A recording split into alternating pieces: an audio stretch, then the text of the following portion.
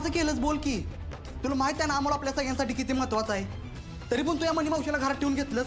दिदे तुला मी मागच सांगितलं होतं की चांगलपणा कायम आपल्या अंगलट येतोय. अरे दिप्या थांब.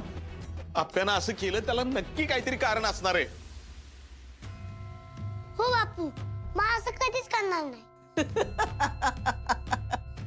अगं आप्पे, अगं मी तुझ्या घरात असून बी तुम्हाला घरातून बाहेर काढू शकली नाहीस आणि स्वतःला कलेक्टर म्हणवती कलेक्टर.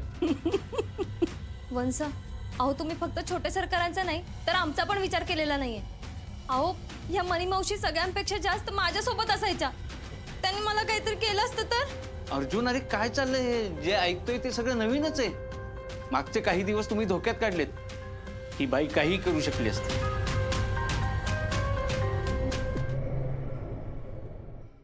दादा, विश्वास होता ना माझा आप्पीवर, आणि त्याच विश्वासामुळे मी आज माझं पोरगं गमावलं असतं. अर्जुन, तुझा विश्वास होता ना माझ्यावर, माझून थोडा विश्वास ठेवायला पाहिजे होतास तू. अरे ते कोणालाच सांगितलं नाही, ते मी तुला सांगितलं होतं. मला तुझी सोबत हवी होती, पण तू काय केलंस? तडकाफटकी निर्णय घेतला आणि मनी मावशीला आधी घराच्या बाहेर हाकललं. अहो मॅडम, साहेबांनी कुठवर वाट बघायची होती? अहो तुम्ही त्यांना खेळवत ठेवलं आणि बघताना काय झालं असतं ते. अहो थोड्यासाठी नाही तर या म्हातारीने ना अमोलला पळवून नेलं असतं. हो दिदे, अगं काय गरज होती या बायला घरात ठेवून घ्यायची? आयुष्यात पहिल्यांदा मला तुझं पटणं झालंय बघ दिदे.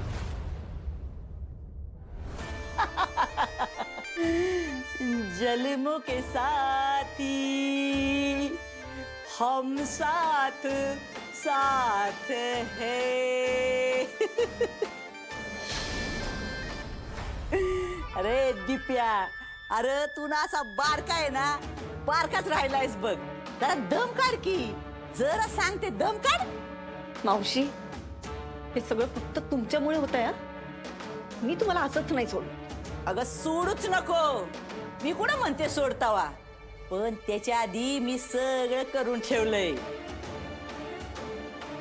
ही तुझ्या घरातली सगळी बावळाट माणसं यांना काय वाटतंय मी काय अमोलला पळून न्यायला आले वय? अजिबात नाही. आणि खरा बॉम्ब तर अजून मला फोडायचा हाय. म्हणजे काय ग आप्या?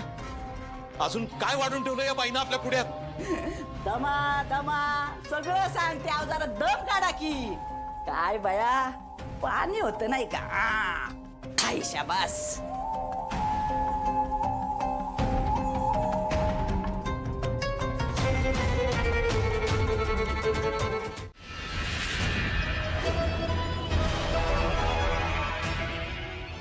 अगं अशी लपती काय, अशी मोहर आहे की? हा, तुला काय वाटलं ग? मी घावले म्हणून तुझी सुटका होईल होय?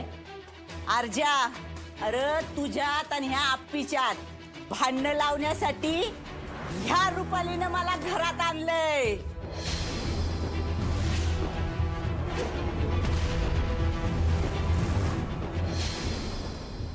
रुपाली, खरं आहे? अहो मामांजी, माझं एकदा ऐकून घ्या ना. मी काय म्हणते ते. बोल बोल बोल, घाबरू नको आता. माझ्या तो लय रुबाब झाडत होती ना. हा, मग आता बोल की. आणि हा आप्पे, नाही तू खरंच जर न्याय करणारी असशील ना, तर माझ्या बरोबर या रुपालीला बी जेलमध्ये टाकून दाखव. हा, रुपाली ताई, खरं आहे? आप्पे, या म्हातारीवर कुठं विश्वास ठेवतेस तू? स्वतःवर आले म्हणून दुसऱ्यावर ढकलते ती. नाही दाजीबा, तिनं मग बाकी कुणाचं नाव का नाही घेतलं? स्वप्नील, अरे काय रे हे? नाही, आता मी ना काहीच लपवणार नाही. हो, मीच पाठवलं होतं मनी मावशीला घरी.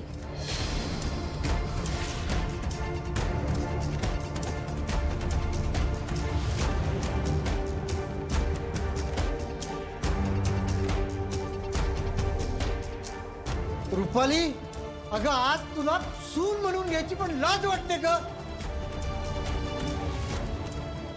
मी अहो तुमची नाराजी ठीक आहे, ठीक आहे तुमची नाराजी, पण ह्या बाईला घरात पाठवताना अमोलच्या जीवाला धोका होईल असं एकदा पण नाही का वाटलं? बोला ना वहिनी. वा रुपाली ताई वा, तुम्ही आज परत एकदा सिद्ध केलंय की तुमच्यातला चांगुलपणा संपलाय. तुम्ही या घराचा चांगला विचार कधीच नाही करू शकत. स्वप्नील, अरे कुठवर हे बघायचं र? अरे माझं आणि बापूंचं वय झालंय र. अरे आम्हाला घरात आनंद पाहिजे र. विनायकराव, आपणच चुकलो. आपण सगळ्यांना एकत्र नाही ठेवू शकलो. अहो, एकाच छताखाली वेगवेगळे राहिलो आपण. त्या सगळ्यांच्यात एकी नाही आणू शकलो आपण.